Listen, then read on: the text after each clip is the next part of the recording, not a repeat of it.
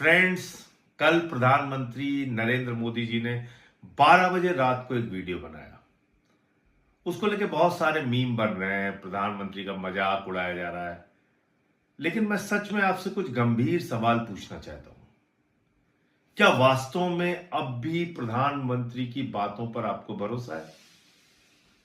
जो प्रधानमंत्री 2 करोड़ नौकरी हर साल देने का वादा करके आपसे झूठ बोलता है, क्या उस पर आपको भरोसा है? क्या 12 साल में 24 करोड़ नौजवानों को रोजगार मिल गया हिंदुस्तान के अंदर? अग्निवीर योजना लाके भारत की सेना को 4 साल की नौकरी में तब्दील करने वाले प्रधानमंत्री पे क्या अब भी आपको भरोसा है? एक पेड़ मां के नाम कह के लाखों पेड़ अडानी के नाम करने वाले व्यक्ति पर क्या अब भी आपको भरोसा है? हिंदुस्तान के चंद पूंजीपतियों का लाखों करोड़ रुपए माफ करने वाला और नौजवानों पे लाठी बरसाने वाले प्रधानमंत्री पे क्या वास्तव में आपको भरोसा है?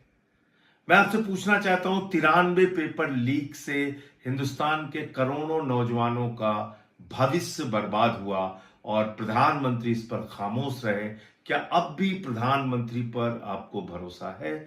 क्या अब भी प्रधानमंत्री पर आपको भरोसा है? क्योंकि 2024 में जब नीट का पेपर लीक हुआ था, प्रधानमंत्री ने संसद में भरोसा दिलाया था कि उनके पास मजबूत कानून है कार्रवाई करने के लिए। लेकिन आपको मालूम है, सीबीआई ने 90 दिन तक चार्जशीट दाखिल नहीं की और सारे के सारे आरोपियों को जमानत मिल गई 2024 के नीट पेपर लीक के मामले में। और कल उसका मुख्य आरोपी संजीव मुखिया पूरी तरीके से बरी हो गया, क्योंकि सीबीआई उसके खिलाफ कोई सबूत इकट्ठा नहीं कर पाई। कितना धोखा इस देश को प्रधानमंत्री ने दिया है। अगर आप याद करेंगे, सोचेंगे, तो आपको रात की नींद नहीं आएगी। महीने भर से आंदोलन चल रहा है दिल्ली के जंतर मंतर पे। उनके दफ्तर से 3 किलोमीटर की दूरी पे आंदोलन चल रहा है। देश का करोड़ों नौजवान आंदोलित है, सड़कों पे है, प्रधानमंत्री से फरियाद कर रहा है, शिक्षा मंत्री का इस्तीफा ले लो, कुछ तो जवाबदेही तय करो।